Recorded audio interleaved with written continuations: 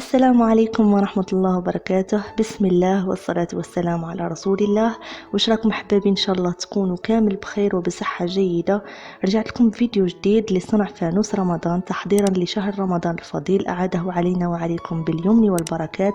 وقبل ما نبدأ الفيديو حبيت نشكركم جزيل الشكر على التعليقات العطرة ودعواتكم الطيبة لي مؤخرا على الفيديوهات القناة، صدقا أسعدتني بزاف ودعمتني، وإن شاء الله دائما تستفادوا ويعجبكم محتوى القناة. ويلا بينا على بركة الله نبدأ الفيديو نتاعنا.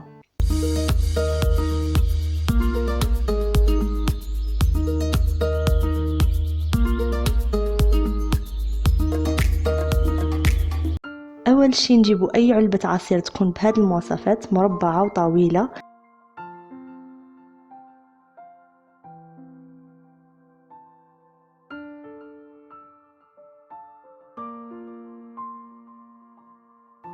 نقصوا الجزء العلوي نتاعها، أنا درت حوالي 20 سنتيم طول.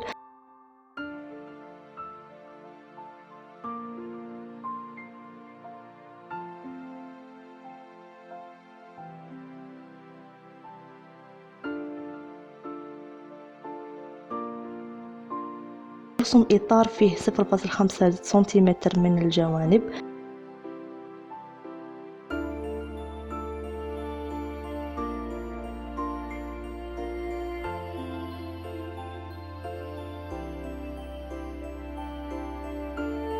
نحدد المنتصف اللي هو 3 سنتيم، ونرسم خط باش يعاوننا نرسمه الشكل اللي رانا باغينه.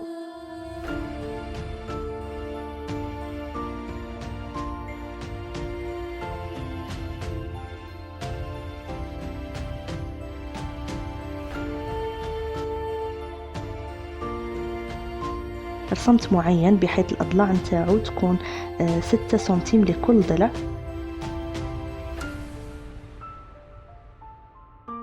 هنا لقيت انه الضلعين اللي فوق غلطت فيهم، لذلك عاودت رسمتهم بعاد حيث نحدد 3 سنتيم وسط المعين، ونرسم ضلعين متقاطعين بزاوية قائمة. ان شاء الله تكون واضحة الطريقة، فقط تبعوا الفيديو تفهموا.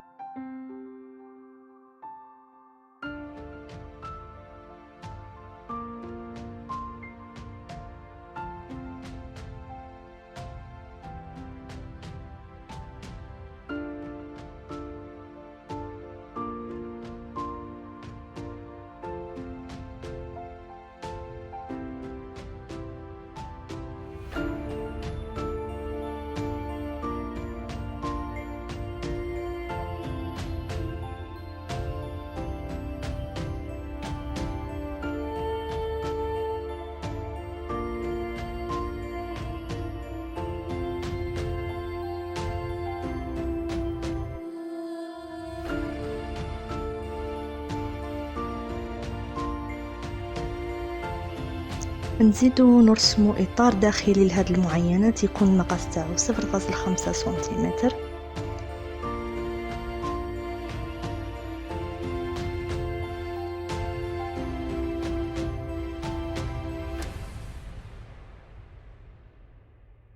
هنا لقيت فراغ وسط المعين، حبيت نمليه بمستقيمات بهذه الكيفية.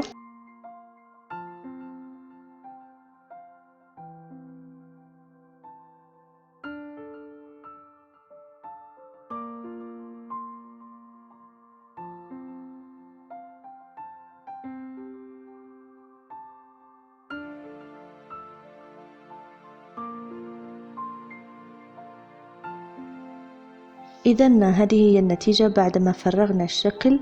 نجيب القطعة اللي قصيناها من قبل وندعم بها الجزء العلوي من الفانوس بهذه الطريقة.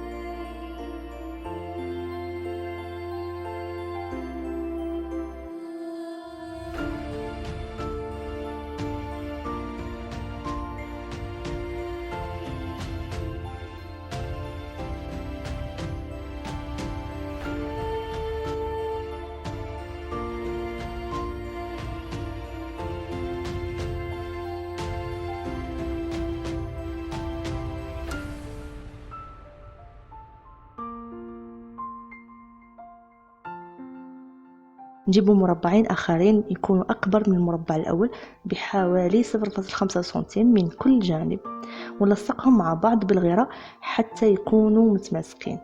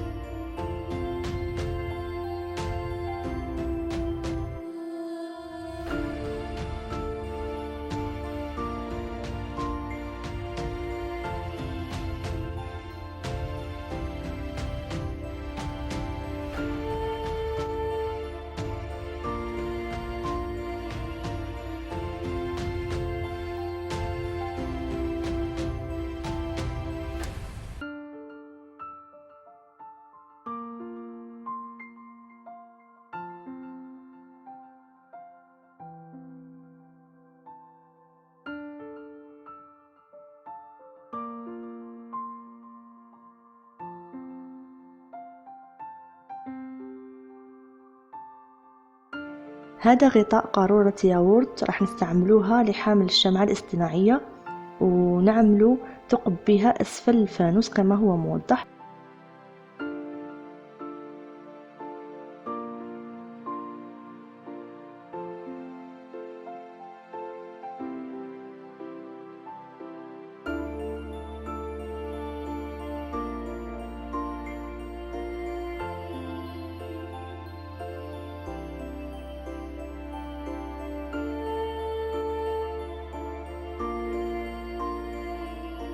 هنا نسيت، من المفروض نقص هذوك القطعتين من الجناب اللي الهدف منها هو تثبيت حامل الشمعة.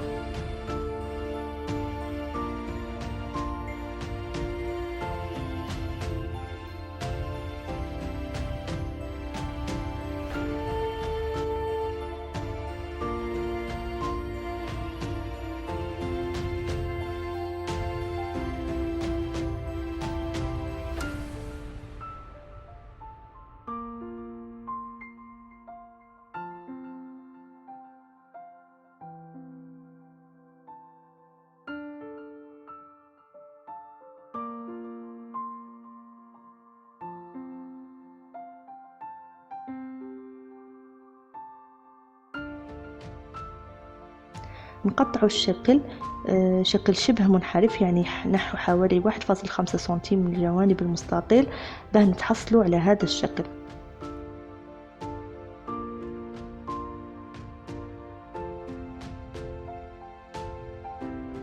والمربع اللي فوق يكون بقياسات القطعة الصغيرة في الشكل.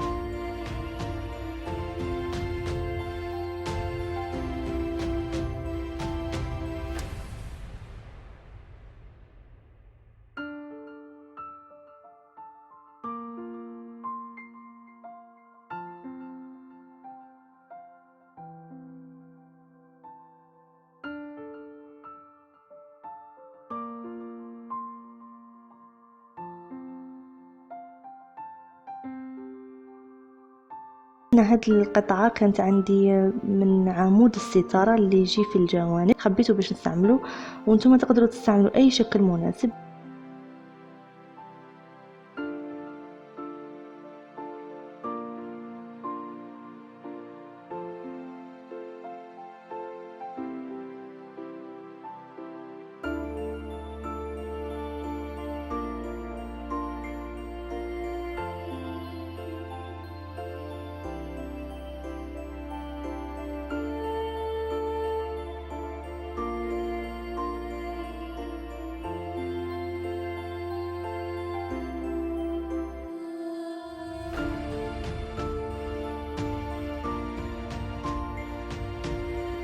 بواسطة أوراق الجريدة المقطعة إلى قطع صغيرة نغلفوا الفانوس نتاعنا باستعمال الغراء المخفف بالماء.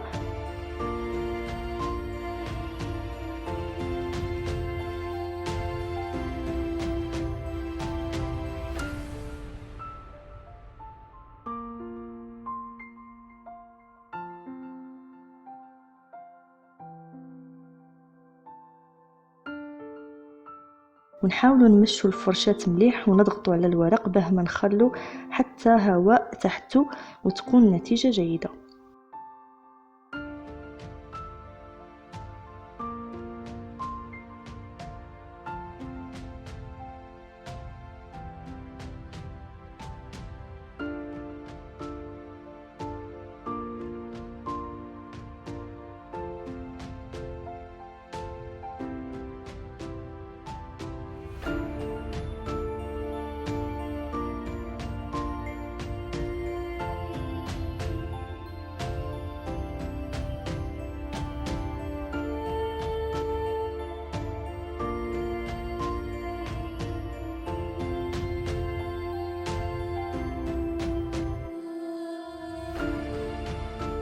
في الأماكن الصعبة هذه ولا الدقيقة نستعمل قطع أصغر من الورق ونخدمه بتأني وصبر باش تكون النتيجة مرضية.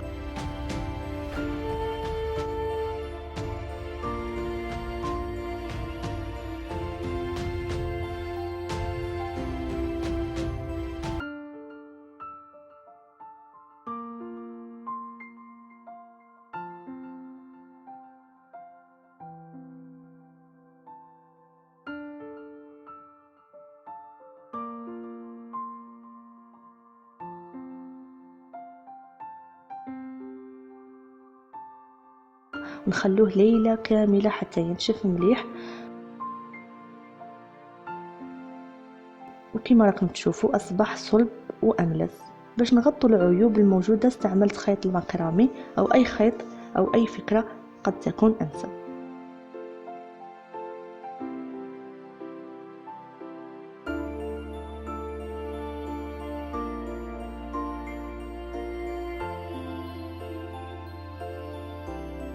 وضعت هاد الخرزات اللي يجوا مسطحين من جهة واحدة بهذه الكيفية.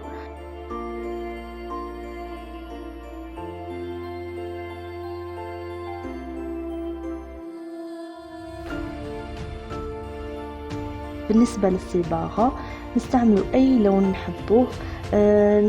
تقدروا تستعملوا صبغة سائلة أو قارورة رش، لكم الحرية، لكن بالرش أحسن وأسهل حتى تقدروا توصلوا للمناطق الداخلية بسهولة.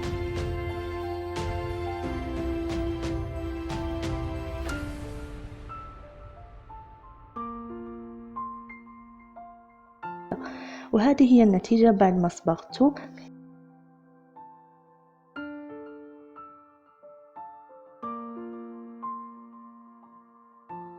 استعملت الغراء غير المخفف باش نلصق العلاقة، وهذا أحسن من الشمع.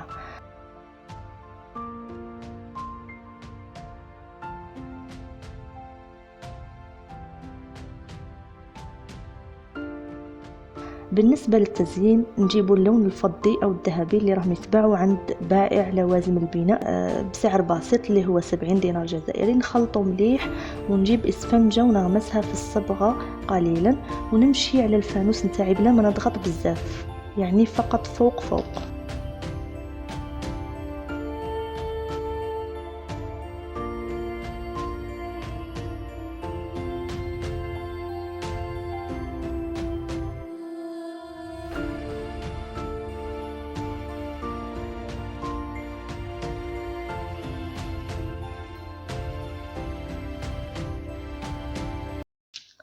باش نتحصلوا على النتيجة اللي راهي قدامكم.